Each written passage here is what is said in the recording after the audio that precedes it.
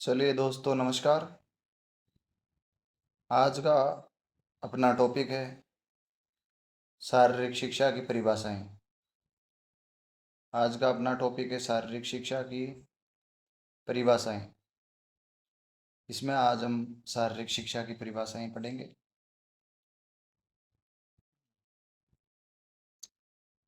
शारीरिक शिक्षा की परिभाषा में अपन देखेंगे कि भाई शारीरिक शिक्षा में किन किन विद्वानों ने हैं जो क्या क्या परिभाषाएं दी है और अपने विचार व्यक्त करे हैं, उसके बारे में अपन देखेंगे। तो ये है अलग अलग विद्वानों की जो है व्याख्याएं हैं।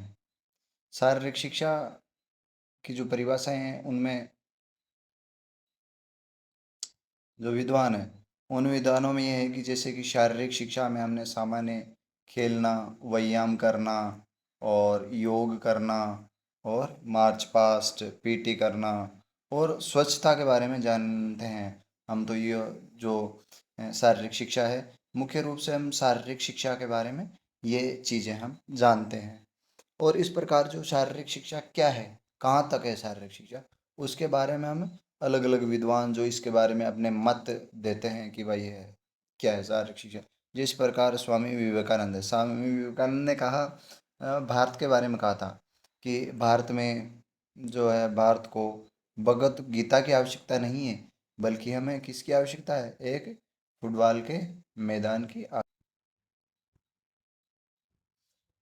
फुटबॉल के मैदान की आवश्यकता है। यानी कि भारत को भगवत गीता नहीं बल्कि फुटबॉल के मैदान की आवश्यकता है। इस प्रकार हम जो खे खेलों और शारीरिक शिक्षा से जुड़ सकते हैं। इसी प्रकार एक दूसरा अ, विद्वान है, उनका नाम है एस सी बक। एस सी बक है। एस सी बक का कहना है कि शारीरिक शिक्षा के जो कार्यक्रम हैं, उन कार्यक्रमों के द्वारा जो बच्चों जो बच्चों में पूर्ण शारीरिक शिक्षा के कार्यक्रमों के द्वारा शारीरिक शिक्षा के कार्यक्रमों के माध्यम से बच्चों में जो संपूर्ण बच्चों में जो संपूर्ण जीवन का जो विकास हो जाता है, वही सा बच्चों को प्रभावित करती है।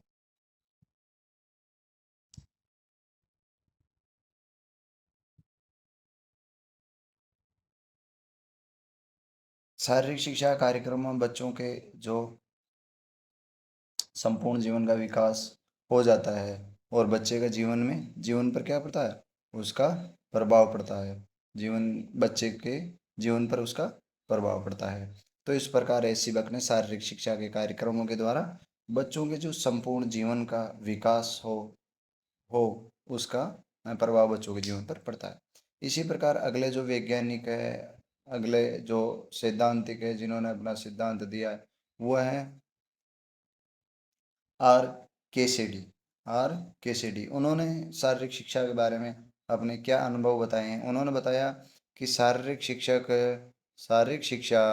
के अनुभवों से, जो शारीरिक शिक्षा के अनुभव लेता, उसके जीवन में जो परिवर्तन आता है, बच्चे के जीवन में जो शारीरिक शिक्षा के माध्यम से जो परिवर्तन आता है, वही क्या है, शारीरिक शिक्षा। यानी कि परिवर्तन क्या आता है, किससे आता है, शारीरिक शिक्षा के माध्यम से, शारीरिक एक्टिविटी के माध्यम से उसके जीवन में जो परिवर्तन आता है, जिसमें शारीरिक शिक्षा का महत्व जो होता है, योगदान होता है, वही क्या है, शारीरिक शिक्षा है। इसी प्रकार आगे आगे जो है विद्वान है, वो है जे बी थॉमस ने शारीरिक शिक्षा के बारे में अपनी व्याख्या दी है, उन्होंने परिभाषा दी है। उन्होंने बताया कि शारीरिक शिक्षा के लिए शरीर की क्रिया ही शारीरिक शिक्षा है। शारीरिक शिक्षा के लिए शरीर की क्रिया ही क्या है, शारीरिक शिक्षा है। इस प्रकार जे बी थॉमस ने बताया। आगे है नेस। नेस एक शारीरिक शिक्षा के बारे में अपनी बताया इन्होंने कि भाई शारीरिक शिक्षा अ, इनकी अनुसार व्याख्या में क्या है, वो है कि ये शारीरिक शिक्षा क्या है, एक बड़ी मांसपेशी के द्वारा किया जाने वाला बड़ी क्रिया है। बड़ी मांसपेशी के द्वारा किए जाने वाली बड़ी क्रिया से संबंधित है। नेस के अनुसार शारीरिक शिक्षा क्या है? बड़ी मांसपेशी के द्वारा की जाने वाली बड़ी क्रिया है। इसी प्रकार अब आगे विद्वान आते हैं।